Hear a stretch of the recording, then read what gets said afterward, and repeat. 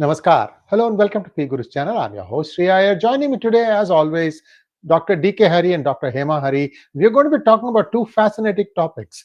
One, water, and the other one is what are Gangamma temples? To understand this, let's welcome our guests, Dr. D.K. Hari and Dr. Hema Hari. Dr. Haris, Namaskaram and welcome to P Guru's channel. How are you? Thank you. Namaskaram. Thank you for having us once again on your wonderful channel. And you have such a lovely background, so apt for the discussion that we're having today of the Gangamma temples. You said two topics, water and Gangamma. Yes. Those two are so very well intertwined. There is no Gangamma, but for water, there is no water if there is no Gangamma. They are one and the same. So they look to, they are Dvaita, but Advaita. Philosophically, too, you can you have captured Sanatana Dharma's essence. I yield the floor to you. One of you can start. I'm sure you guys have decided who's going to go first, who's going to go next. And I yield the floor to you. Wherever you want to start. This is a fascinating subject. I've not read much about this, so I'm all ears. As normal, always Hema will start. She'll have the first word and the last word. And more often the middle word too. So there's no doubt about it. And apropos, I will interject.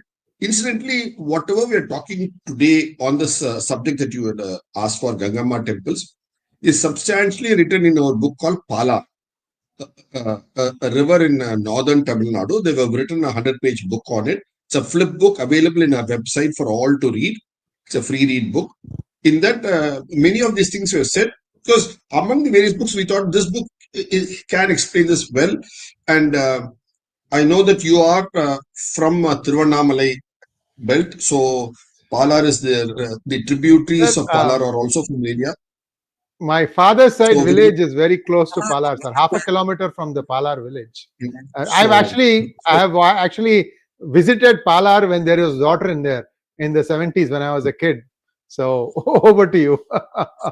So that's why we thought we can take that and show you some of those spots. We identified some of them very well. Yeah, we'll go into the subject of the discussion today. So the idea of Gangamma, what is Gangamma temples?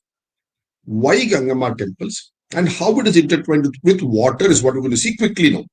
So if you actually look at it, in South India, there are many temples which are called Gangamma temples, or basically Amman temples. There'll be very small temples. Almost every village, you will find one temple. In the north, you will find many such small Shiva temples. And typically, they'll be very close to some water source. And very remote corners and more in the hills. You will find so many of them. Shiva, they're meaning not just Shivalinga, but Shiva in the concept of Gangadhara. So just like you can't separate water and Ganga, you can't separate Shiva and Ganga either. He comes with his Ganga. So Gangamma, in the south, you focused on calling those temples Gangamma. In the north, you've actually called them Shiva temples. And you will be surprised to see that all of these temples are essentially markers. They are we have coined this term, geo-hydro markers. That is, markers for water on earth, on geo. And if we can trace these temples, and if we can see these temples for what they really were, why our ancestors left behind these temples for us, we will know what to do, what has to be our next steps automatically. And that's what hopefully we can see in the next few minutes. There are lakhs and lakhs and lakhs of Gangamma temples all over Bharatavarsha. When we say Gangamma, we also include Gangadhara temples in the same genre. We look at that quickly. And they are dotted everywhere. And as Hema said, they are all remote areas because they are water head springs. And they have to be in areas beyond the Nagara. And they have to be beyond Grama too. More importantly, in Vana and in the slopes. And because obviously that's where the spring heads are from naturally, which is where you'll actually find them substantial, which is what we'll see as we go along the next half an hour. We'll show you various slides on that subject, which will take us through substantially. And they are, because unless we bring it forth in such programs, people will not know about this. And Hema used the word Right, use the word geohydro markers. Look at this. Every river, I'm sure you can see the screen. Are Yeah. you seeing the screen, sir? Yeah. Yeah. So, and you can read the geohydro markers. So, we Right, just showed you just a simple sketch here of the temple. So, is to understand how for every river that you have these geohydro markers is the key point that you have to understand. And for every tributary, wherever it starts, and distributary too, you have this. Because to say that these are marking a spot. Because today you got Google markers, you have this markers, that markers. Mind you, they made these markers a millennia ago, 2 millennia, 4 millennia, 5 millennia ago, and they withstood the test of time, and they are actually their waterhead springs. See, actually, Google markers are still virtual markers. These are physical, real markers left on Earth, proper markers. And today you will actually see many of them. We've just taken a sample in the south, especially around Karnataka and Hosur, Krishnagiri area. So look at this. This is a particular, and they have jatra for this, because when you have a jatra, what you actually do is you start cleaning that area, developing the area, maintaining the area. People come there, so that's why there's some amount of activity. They are not left away in the bunduks or in the forest. So you have regular jatra for them. Annual folks come there. Look at the beauty of it.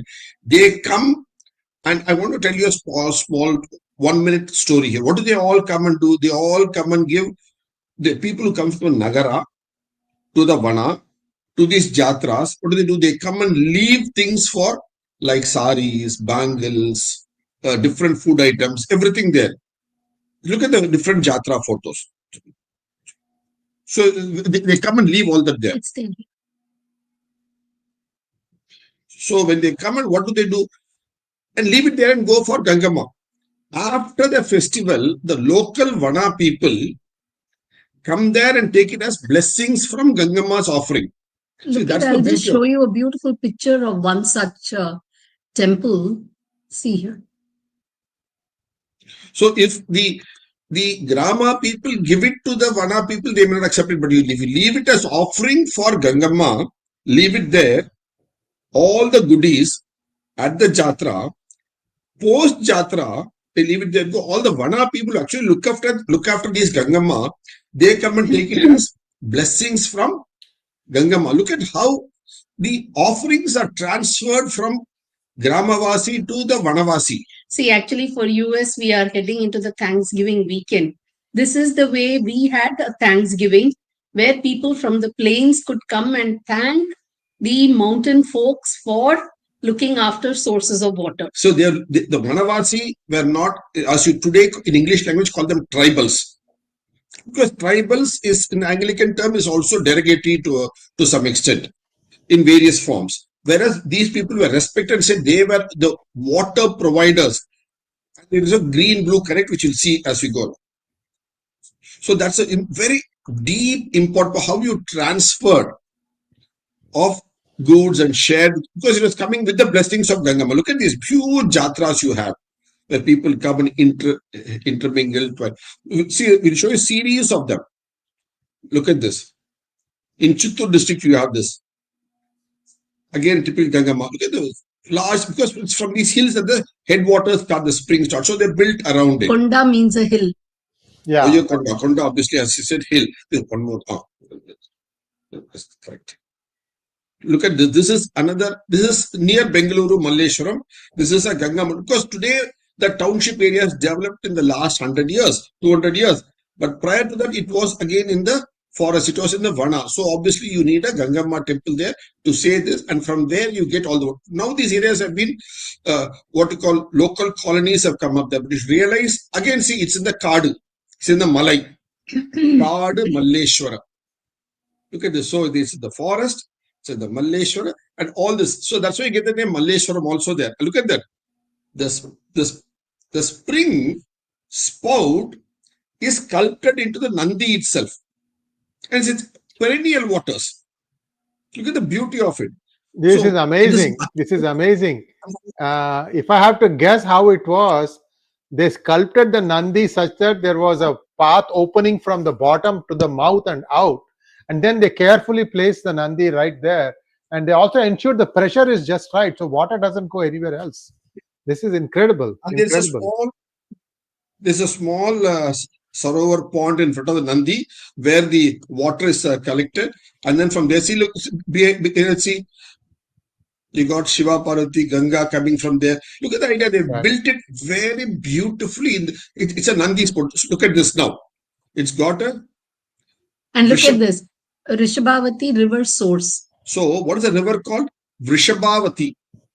Vati, Saraswati, Meghavati, Vrishabhavati.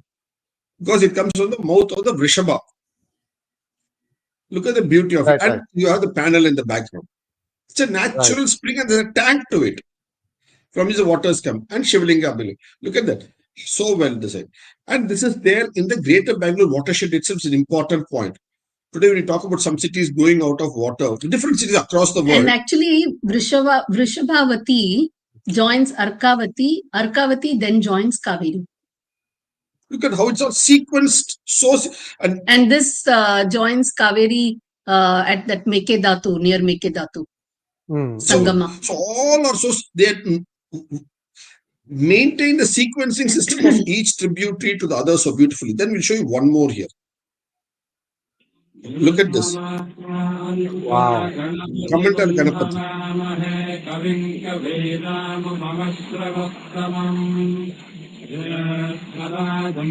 Look at how the water is just coming out. True, true. Similarly, you have in different parts, no? Jalakandeshwar, Jambukeshwar, So this all is these here. here. Look at this. Yeah. It's Very close to Udupi. So you have the idea of Gangamma temples all over the land. We just shown you 4 samples for quick understanding, for a sharp understanding. Now we'll move on to the next slide. So why do we have these Gangamma temples in mountains? Will be the next question. And why do you have water springs? Okay, mountain is there, rain falls, water will flow from top to bottom. That is one aspect, yes. But why are springs there in the mountains? That is a beautiful point for which you have to look at the mountains like this. Just a second. Let me just see. This is all in our book for all to do a read. The book is called Pala. Of course, today Pala is unfortunately dry because we have not taken care of the Gangamma. See, temples. this is what we normally see after the rains, right? We see, which is what you also have behind you. Lovely waterfalls cascading down from the top of the hills. But during the rains, what we fail to realize, and when we look at a mountain like this, it is also like this inside. The mountain may look green on the outside, but the water is also seeping into the ground. Just the way it seeps into the ground in our houses, in the plains, the mountain is also full of mud and rock, and it seeps in through the mountain too. And the mountain is also a veritable source of water. It's a reservoir. She's used the word It's the right word, largest reservoirs of groundwater. Ground is not on the plain alone. Ground is even on the mountain. And they are veritable sources of water. There's huge reservoirs. So which is why many of them at certain points, they come out as water springs. And Gangamma are the divinity of these water springs. See, people normally speak about glaciers, icebergs being water reservoirs. Yes, that is in the Siachen, that's in some of the Himalayan glaciers, and it's also in the glaciers in both in the Arctic and Antarctic, Alps too. But what most people fail to recognize is every hill is also a water reservoir. And from these reservoirs, the outlet for the water to keep on dripping out is the Gangamma concept, which was so beautifully brought forth. Next. That is what it is. And we've seen this. Now, so they're markers of these water springs.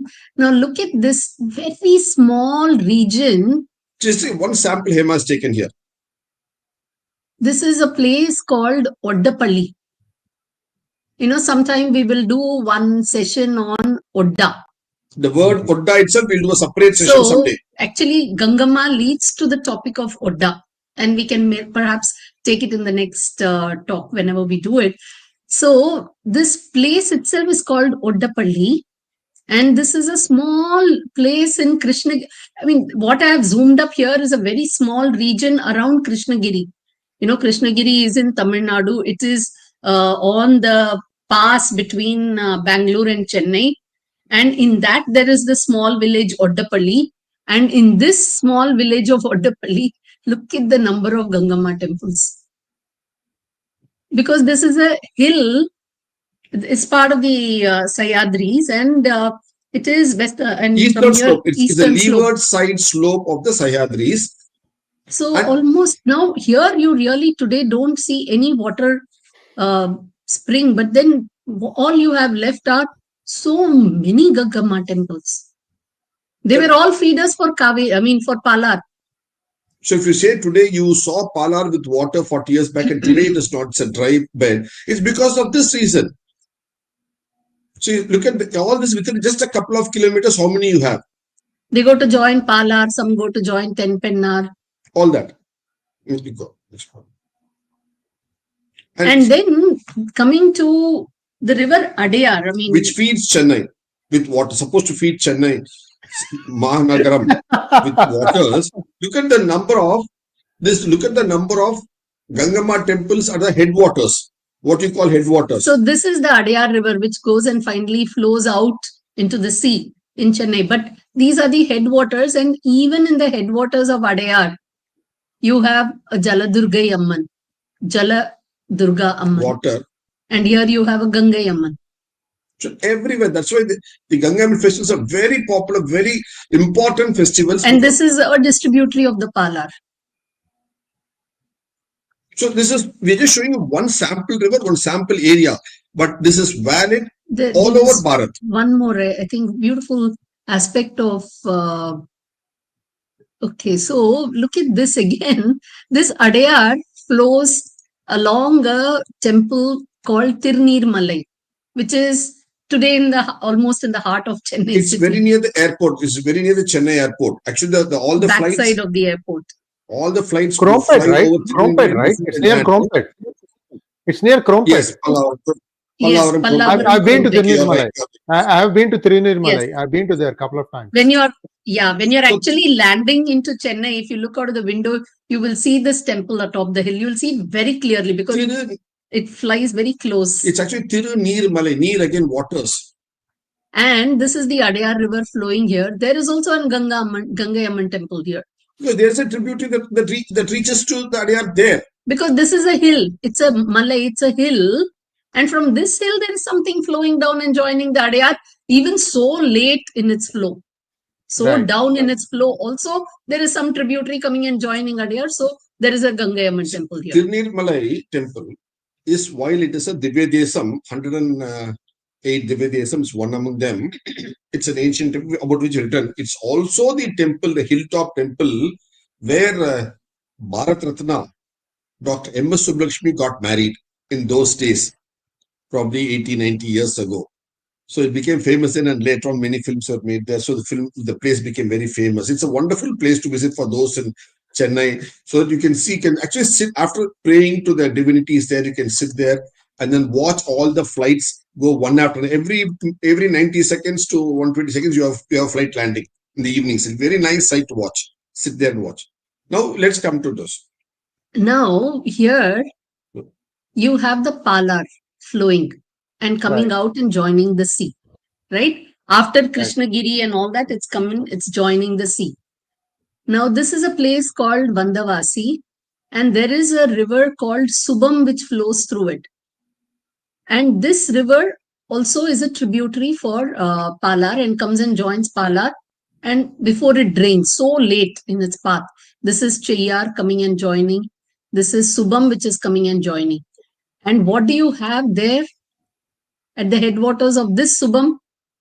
Again, a Gangai Amman temple. So what we're trying to show you is Gangai Amman is not confined only to the Sayadris and the hills, those huge hills there. It is also available. You find them even in a small hill like Tirunir Malai in the heart of Chennai today. And where so down in the path of Adayar also, Adayar is already flowing. Why should you have a Gangai Amman temple there? Because there is a small tributary starting from there. So with every Gangai Amman, if you take the Gangai Amman and Gangadhara Shiva temples of India, Bharat, you can actually get and plot them. You will get the map, the veins. We showed you the veins of the rivers, right? So you will get back those veins of the tributaries, those sources, those minute springs. So spring heads, see how important. That's why we call the term geohydro markers. They are beautifully. So actually, if you see, she used the word Sahyadri. For the people who are in USA, may not have been acclimatized with it. What you today in English language call the Western Ghats, because the west coast of India, it's called Western Ghats. But the original and actual term is Sahyadri, meaning what? Adri, the hills, Sahaya, help, Sahayadri, Sahyadri, meaning the hills that help the land. Help with what? Help with multiple, as she said, the whole Sahyadri range is a veritable water storage tank and releasing waters in droplets through these Gangai Amman points to all these tributaries and distributaries and main rivers, so that they keep perennial through the year.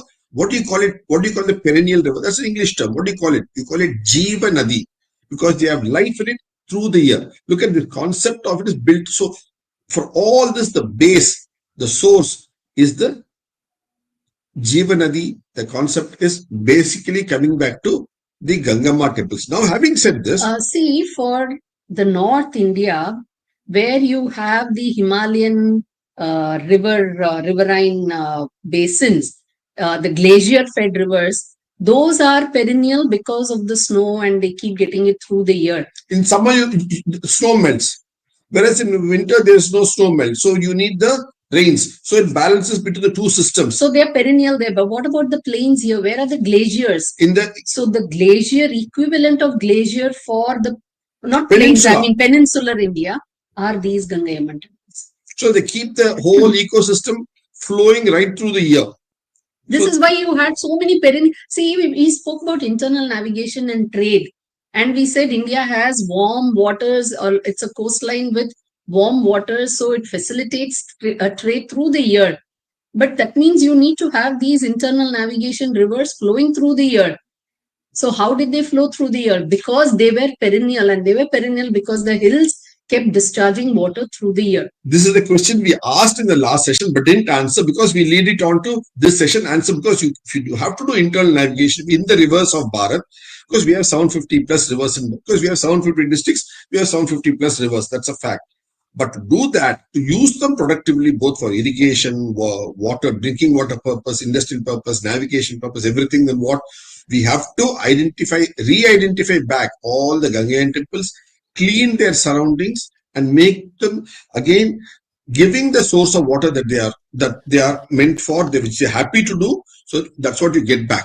So and look at it, you would think Gangai Amman means it's only Ganga which is there flowing through Varanasi and coming down from the Himalaya. There are many Gangas in Bharat. Every perennial river is a Ganga. Ganga is a class name, which is actually very beautiful, because the British used this for the names of frigate also. They were called the Ganges, the frigate. They called it like a class. So Ganga is a class of river. It is not a river alone. And a class of river meaning those rivers which are perennial. And that perennial nature actually comes from the water cycle itself. The Ganga water, I mean, the cycle of Ganga. Look at that. The term Ganga. Actually, here you have Ganga, so many places, many rivers which are called Ganga. There are at least 100 Ganga rivers in Bharat that we'll do for another day. But just since we're today talking about the Gangai Amman, we'll tell you what's the meaning of that Ganga. Gagan se Gagan. So if we're talking about a water cycle and hydro cycle, or water cycle, so it's a continuous flow, because waters evaporate, go up, form clouds, come back, it's pushed by the winds, again it goes up. So it's a perennial cycle of waters. It's been going on for as long as the earth has been there, and that continues to be there, which actually gives all the hills and mountains and the plains and the rivers the water. So the idea of Ganga is It's continuous cycle. That's a water cycle you're talking about. So while that river, what we normally call Ganga, is actually Bhagirathi as you call. And that's because of the Prayatna of Bhagiratha. So we have the term Yatna, meaning an ordinary effort. Prayatna, an extraordinary effort. And in the case of Ganga, even though it comes from Shiva's head, we don't call it Devatana, because Devatana is divine effort. We call it Bhagiratha Prayatana because of giving the importance there, obviously, to Bhagiratha. So we call it Bhagiratha Prayatana because efforts. So like that, we had one Bhagiratha eons ago, many yuga ago, many millennia ago, getting the waters for us. Like that, in today's the youth, the people watching this program and thereon others should realize that they have to clear up their own Gangamma temple areas near their villages, near their districts, wherever they are, the place where they live, so that they can really rejuvenate all these things. I'll tell you an example. We'll take an example in the Rayalaseema belt. When you talk about the Rayalaseema belt, it's a very rocky terrain. Typically rocky terrain like this. If you go some of the oldest rocks of the world, you'll see there by far. And it's also, unfortunately, a dry belt in the last 150 years. I said, unfortunately, a dry belt in the last 150 years. But why? Because when the British wanted to build railway tracks, railway sleepers, and railway coaches with wood for the British Empire, one of the places they laid their hands to draw out all the wood was between Chennai and Nellore, this north-south, all the way going up to Bangalore, Anantapur. This is the whole Rayalaseema belt. So for them, it was easy to draw the wood from here and take it. So they really butchered the vana, the forest of this region, and took out all the wood to build their railway wooden coaches. While you can say British gave railways to India, that's also not correct, because Indians also built their own railways from there on. So that is mentioned in a book, Breaking the Myths, a full chapter on that, because many people just, without understanding, they say British gave us railways. No. British, yes, they gave some, because for them to carry out their trade. Other Indian kings also built their railways on their own, both in Gujarat, Mysore and Odisha. Other places they all built. So that's a story apart. That's a different story for a different day, but it's a chapter in our book, Breaking the Myths. Look at this area. This area was abounding in bears. Where there's a bear population, is always thick foliage, thick greenery that would have been possible only if there is. So I just taken one sample. This is of Rayalaseema. This is a school that where I studied in a place called Rishi Valley School. We took that. In that valley, it's a look at the number of headwater springs. And there are small temples there to identify this. So this is a typical, we have taken this in Rishi Valley. How many head springs are there? Now it's a dry valley, which looks for rain every year to replenish its water source. But over the last decades, they've done, but like this, we have to identify the headwater sources, because the whole landmass of what you call Rayalaseema, which is a dry, desolate scrublands today, the last 150 years, was a veritable forest just 200 years ago, abounding with bears and lions and all other wildlife. So it is actually, it's a proper ecosystem. See, where there are natural springs, there is obviously groundwater. And where there is groundwater, you will have a forest cover. And when there is forest cover, you're going to have wildlife like bear and elephants and so on, predominantly bear for India. And where these wildlife exists, the forest will stay guarded. People are not going to go and destroy them very easily. They're going to be scared to go in. And because it is not only the Vanavasi who safeguards the forest. It's a wildlife that also safeguards the forest. It's a mutual, it's a green-blue connect obviously there. For example, this was a veritable, Rayalaseema was a veritable complete ecosystem. So when these forests are there, the springs are guarded, because the springs also need the forest cover. One, they cause higher precipitation, they pull more water, and then the foliage and all that helps to hold the water and prevents them from draining. So there, it's a kind of beautiful green-blue connect. When you have the foliage, what happens? The temperature drops by 2 degrees centigrade. 2-3 degrees centigrade. So it's a little more salubrious place to live. Otherwise, today the temperatures in the Rayalaseema belt go up to 40, 42, 43, 44. Unlivable for those 2-3 months. But if the foliage had been there as it was 200, 300 years back, it would have been more livable. That's why you had many films like Rayalaseema and all those films being made now. That song, That song, all that famous songs and all those things you have today, where people talk about how these areas were. And why people fought so much to prevent those forests from getting destroyed. And so the other thing about this railways is, while it helped and brought in the connectivity, all the forests of India, the downside of it, we lost all our forests. And we lost all the water springs too along with it. For building railway tracks, sleepers and wooden coaches, and also for the ships. Huge wooden ships. So they wanted 1,000, because if the colonial British Empire was to become colonially world empire, needed thousands and thousands of ships for it. Where do they get the wood from? Only from the tropics. And this being one of the areas. So you actually removed a whole ecosystem to support the colonial empire building. So, which is why we have come up with this image. You cannot separate Gangama from water, the forest from water. It's a green-blue connect. They go intertwined. They are together always. So, like Hari said in the beginning, it's Advaita and Dvaita, but with Advaita and... They are absolutely intertwined. That's the beauty of this land. So, when we talk about river rejuvenation today, we actually given 11, 12 points as to what all should be addressed to rejuvenate a river. It's there in this same book for all of you to read. Just down this book, it's there. It's about 11, 12 points again. The first point is identify all these Gangama river points. And you need to about 12 points. This is for Palar, but holds good for every river across the land, every district of the land. So it has to happen. So all the points, among all these points that you need to do a total revival system, what we have to do is this is the book cover. Palar.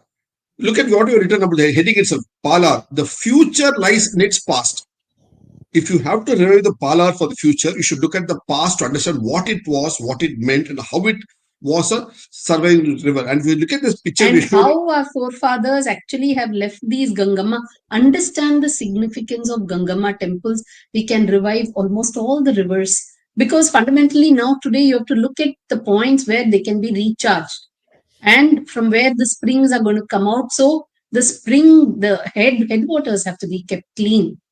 Today you have colonies in those areas. Where the Gangama rivers are surrounded by Ambaji in Gujarat is one such place which is one of the springs.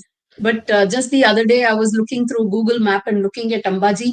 I couldn't spot even 1 centimeter of open ground. It's full of buildings because now it's a popular pilgrim place. So there are a lot of structures, but in amongst this, you can see one isolated temple far away, a Shiv Mandir. If you can recognize those areas, keep it clean, water will start flowing again. So in such places, what we need to do is ensure that there's water recharge at every house in every colony. Yes, we have colonized those areas because of population growth. But what has to be done is identify and re-soak with water back into the well, because you have tubes now everywhere. So you need to re-soak it back so water comes back so that you recharge the ecosystem. Which is why we've shown this cover. If you see this particular thing, we've shown you blue up to here and then dry from here on. Meaning it's now gone dry, but at one time it was blue and the blue-green, which we can certainly revive back, not only here, all over Bharat. So that's the message that we wanted to bring forth in this last 40 minutes about how the idea of Gangama temples is very intertwined with bringing back prosperity for this land, not just hinterland, but all over. That's a beauty point that we wanted to bring forth with this one idea of, because today, all of us living in the Nagara, we don't know much about the Gangama temples and how they gave prosperity to Bharat. Because you can say Bharat, Angus Madison said, India gave 1/3 of the world trade. For that, what is it? You need so many back-end features to create 1/3 of the world GDP. And for that, the Gangamma temples really played a very important role in it. And to maintain the Ganga temples, there was a whole family of people all across Bharat who are called the Odda, ODDA, Odda. We'll see in one of the future sessions who these Odda were and what they did, how they maintained the prosperity of the land. They were the backbone of the Bharata civilization prosperity. And they lived right from Kashmir to Kanyakumari. And they lived all the way from Arunachal Pradesh to Kutch. We'll see, and beyond, all the way up to Afghanistan. Actually, they lived from Arunachal Pradesh to Afghanistan. They lived there. And how they kept the community itself water provided. That's why they call Odda. It's a nice honorific name. Of course, she showed you one village of Odda from where there was 8 or 10 Gangamma tribes. Because they are all traditionally, they had the skills to maintain this land with water, which led to prosperity. Thank you so much. A couple of observations. This is how we as civilians, we ruin this ecosystem. I have heard that, see, the modern day name for Ooty is actually, the original name is Udagamandalam. Udagamandalam means a place where there is a lot of water. Udakam is water. Mandalam is a plateau with a lot of water. Now, the British liked the temperature of Ooty, but they did not like the fact that it was raining so much. So, you know what they did, viewers? They went and planted eucalyptus trees. Eucalyptus trees can suck water like nobody's business. They are so good at sucking water that, they gave these dry slopes and nice climate. So that city like Wellington, Kunnur, Ooty, all these places are very nice to live. Unfortunately, today, Uttakamand itself has run dry. And what of Metupalayam and Coimbatore? They don't get any water anymore. All that water has been taken out. I don't see anybody trying to take out all those eucalyptus trees, because that is the reason why you have no water anymore in Uttakamand.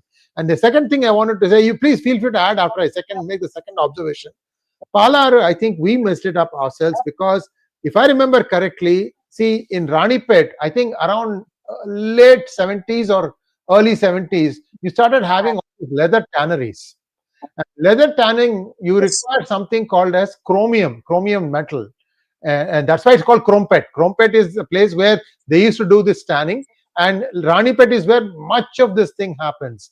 Hides are tanned and, made into shoe uppers and garments and all that stuff.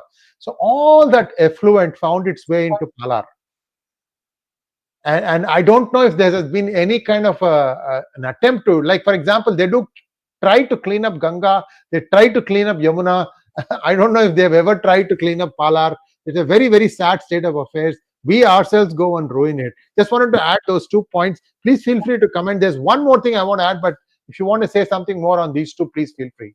See, Palar has many tributaries. One particular tributary is a tributary called Naga Nadi, which flows west of Vellore. What we've done the last so many years is, after our book U-Turn India came out about 12, 13 years ago, one of the volunteers from there, he took keen interest, and then he was an Art of Living volunteer. So he took a lot of interest in reviving, along with the local people, that particular Naga Nadi stretch, which has now become perennial river, where about 1,000 days of continuous water flows happen back in this river. His name is Dr. Chandrasekhar Kuppan, and he's been much spoken about. 3 times he's been mentioned about, his work has been mentioned about in the Mann Ki Baat by the Honorable Prime Minister of India. So, the highest mention in Mann Ki Baat. So, we have tried, so it's actually, we had a discussion with him about 13, 14 years based on our book U-Turn India, where we said, you can turn India back if you put in your efforts at each spot. That was how the book was written. So, that's actually, we're happy to share through this and multiple other mediums, through this medium of yours in P Gurus and elsewhere too, that it's had a positive impact of the locals using the Manrega scheme, have been able to revive back one river, and it has now become a Jiva Nadi of continuous flow of more than 1,200 days now. Because last a few months back, it was 1,100 days, 1,200 days. So that means what? You have revived back one of the tributaries. Like that, there are 100 tributaries to it. If one person with a team of a few thousand people can revive one tributary, then a lesson can be taken, and many more such tributaries can be revived. So you start the water flow back again in the primary river that revives back a whole ecosystem. So it's not only talking that we're doing, actually being able to help out in igniting a spark, take it forward along with Art of Living volunteers there, and then really reviving it in a big way. So it's an effort that's being recognized, spoken about, and being sustainable across years. It's not just a one-off, 1 month effort. Like that, it's possible to revive back See, multiple rivers across Bharat. Actually, that's why I said if we have about 750 districts in Bharat, so we have at least 750 and more rivers also, because each district has a river or two.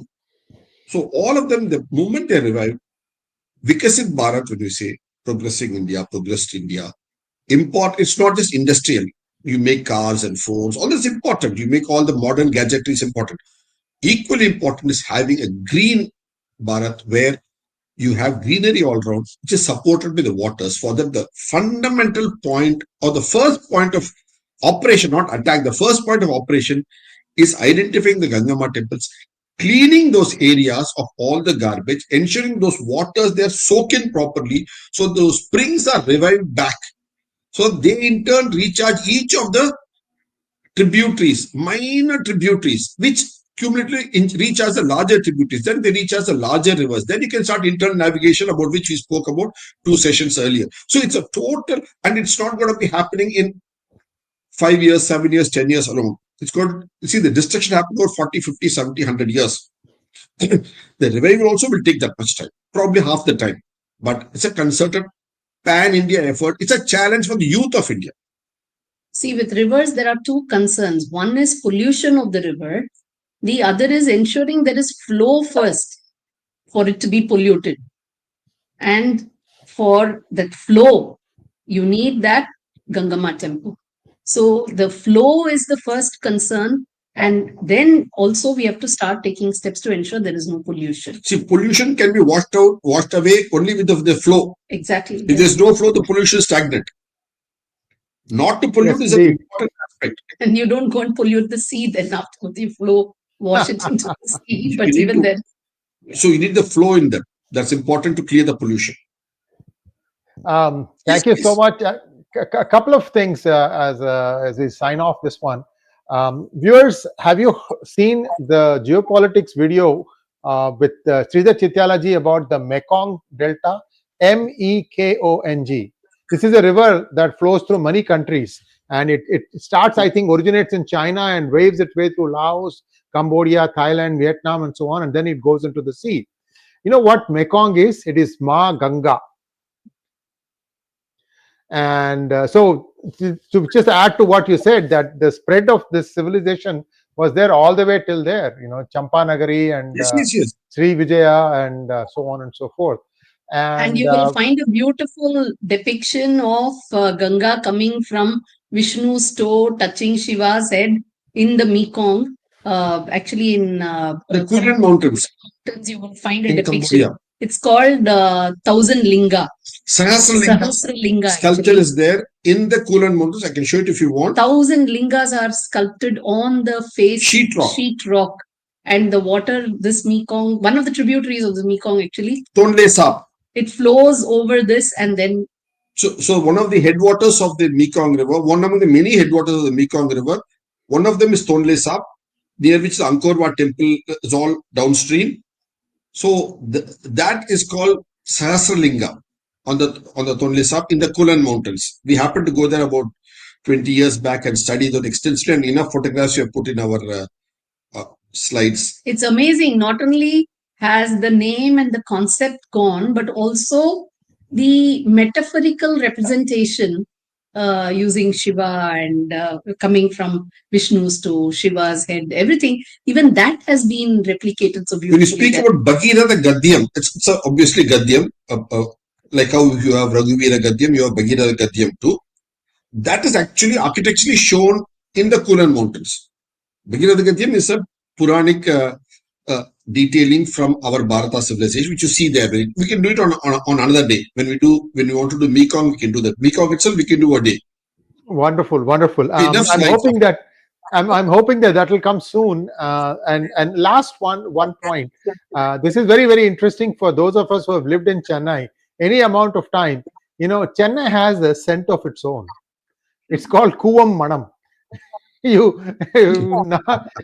It stinks. That's all I can say. And the reason Chennai stinks is because the land is very, very flat, and for the effluent, mostly sewage, it flows into these rivers, Adayar and Kuvam, and they don't go out to the sea. They don't have a place to go. I'm told parts of Adayar River are below sea level.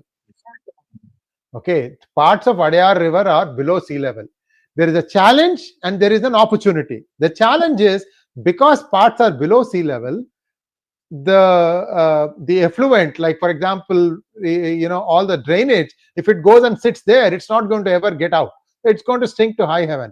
However, because it is at a lower level than sea level, by cleverly using ducts, you can harness the low tide and high tide from the sea to clean this out as a cycle and keep the entire ecosystem clean. This has been done in many countries, especially in Japan. Japan spearheads this effort. And I don't know when one nationalistic, a government which wants to help people and keep, saying Singara Chennai is great. It is actually not Singara Chennai, it's Durnatra Chennai. So I know people will be up in arms that it is just mismanagement. That's all. So this can be done. I hope somebody someday takes interest in this, and it is possible. It is possible, and let's hope that it happens. We have a few questions for you, Dr. Hari and Dr. Hari. So let's take a few questions if you don't mind. Sure, please. Arvind Shenoy wants to know some historical jnana about Kadri Manjunatha Devasthana, Mangalore, please. Okay. Out of syllabus. Mangalore day after. No, this Friday I'm in Mangaluru. Thanks for asking the right question. What exactly would you? Arvind Shenoy, you can add a little bit more on what you would like to know about it. We will try to say. Yeah. Next one, please. Actually, this Friday I'm there. 3 days from now. Magnet Ranga wants to know, you said Rishabhavati originates at Malleswaram. Some experts say it originated near Bull Temple, which is correct. Bull Temple is in Basavangudi, right? Basavana is Basavanagudi. Yeah, Bull Temple. Yeah. Which is right. Sadly, Rishabhavati has morphed into a drain now. Unfortunately, see, the point is, all these tributaries did not have one source point. Let's not look at linear. They have all multiple source points, and each of those small source points led to a larger one. The sad point, as he says, yes, Mr. Ranga says, that it's now got into a drain. So when we identify these multiple source points, because each small tributary, again I repeat, let's not look at them as one source point rivers. Every one of the miniature streams had multiple source points. So all the multiple source points should be identified. First, we have the knowledge through these such sessions. Then at ground force, we identify them. Now today we have Google Maps, much easier to identify them. Then we start local teams working on it to clear up these paths when it starts. So that is where the effort of Sabka Saath, Sabka Vikas happens, where we get everybody together. In Tamil, we call it Namakku Name. Again, a very old slogan. It was used by different people at different times. That's what we need to do, because let's not depend on somebody coming and doing it for us. We ourselves can, in our own local areas, as I said 2-3 times in this session, each of us have to effort to clear up one small component of it ourselves. So start the flow. When somebody sees you doing good work, that other colony team, all these have become colonies today, fortunately or unfortunately, because that's how ebb and time of flow happens. But they can start cleaning up that. So it's a ripple effect, which should become a wave effect. So when everybody cleans, you start hope, then you don't have floods when it rains. Because the water also knows where to go correctly. Because you're choked up, the water is not able to go in. In all this we're talking, we have spoken many points here, but we should not forget sight of the key point that all these Gangama temples are geo-hydro markers.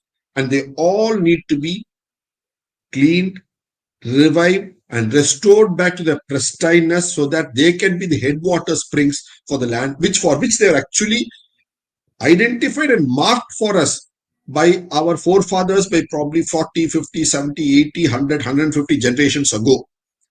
The wisdom they had to mark and give it to us. Are we, see, you can do Pitru Tarpan in many ways.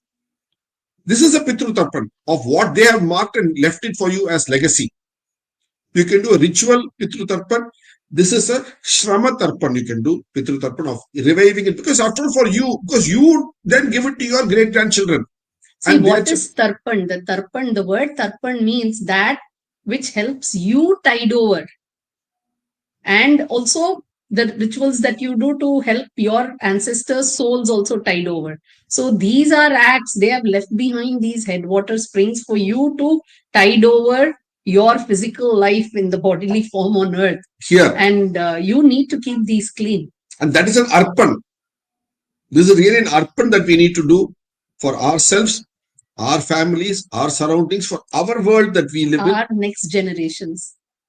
And the generation 3-4 generations down the line, because they will remember you as the Bhagirath of your area when you do this. Very true. I think Very these talks will be used only primarily for this purpose, encouraging people. Next First question. of all, have the knowledge. Yes, very true, very true. Maithili wants to know, Hema, Hari and Hari, I read somewhere that the government has started the project to link all major rivers. Your views? See, linking has to happen. Linking has happened. See, linking of lakes has happened. We can do another session. Now, there were 40,000 airy tank lakes linked in the Deccan. All the Cheru and all the Kere were all linked. So linking is a way, and Ganga itself is a man-made river that has been linked. So you got linking is an idea that's traditionally Bharata idea, linking all the water bodies. So there's one more in that effort. It continues. In this coming decade, let the government of India link all these waters, right from all the way from the Ganga to the Brahmaputra to all this. And but what we are talking about here is creating scope for water to flow in these rivers for them to be linked. Links only comes later. First, you have to identify the source headwaters and clean them up and get them rejuvenated, so that the river can flow. Then linking comes into play. Actually, Sir Arthur. And the reason you're actually worrying about linking is because the water is not flowing. It's true. If you get the waters through, that's and 150 years back or 170 years back, Sir Arthur Cotton, who studied the Anekat in Tanjavur and later built the Dhauleswaram Anekat barrage on the Godavari. He's written a full map about linking the whole of Bharat. So that's a 170-year-old effort. Proper drawings are there. It's available in the East India Office Library, which we happened to visit about 15, 17 years ago and collected. The map is also available with us. A full animated map is available with us from the original records of Sir Arthur Cotton, which we'll be glad to do. That is there in our book, U-Turn India. Also, we have shown the full map in our book, U-Turn India. It's there. So those who want to see the original map, it's there in our book, U-Turn India. And it's there in our, we'll be glad to do it in one of the future sessions. So only on Sir Arthur Cotton's effort. Right. Following COP29, if developed countries refuse to fund transition of developing countries to green energy, what can be an inter-developing countries measure to fight climate change? Save Soil 2.0? See, there has to be multiple efforts. And here we are talking, see, all these hashtags are needed, all these larger ideas are needed, but it has to be local. You cannot depend upon some government official to come and do it for us. That is what the last 70 years of thinking said. No, you wait for them to come and do it for us. No, it's all namak name. It's all we doing for ourselves. It's all sabka saath, sabka vikas, sabka prayas, sabka vishwas. So it is we doing this work ourselves in our own small way, in our own small area. That will have the ripple effect. That's what we call it. You turn India. Don't depend upon somebody else to come and turn India for you. You effort, you turn India in your area. So it's not the letter U, but it is YOU. It is not the letter U. It is YOU. I'm saying, I'm showing the finger at you. You turn India. YOU. You turn India. And it will become a U-turn. You can turn India back to prosperity only by your efforts. That we have again all the slides for. We can do another session if you want. Only on U-turn India.